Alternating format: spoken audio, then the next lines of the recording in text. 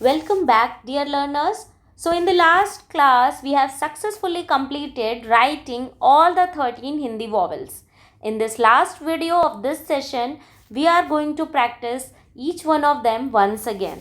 So, let's try writing all these Hindi vowels in a row. The first one, can you tell me what was the first vowel? Yes, A. Second is A. Third one is E. Fourth is E.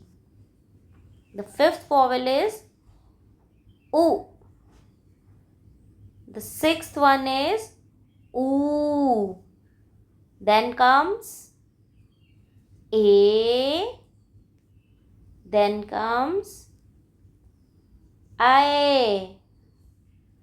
After A comes O. Then O. Then comes Ang. Now Aha.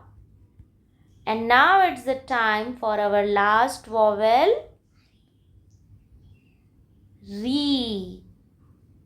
Yes. So, all the best, dear learners, for your learning journey ahead.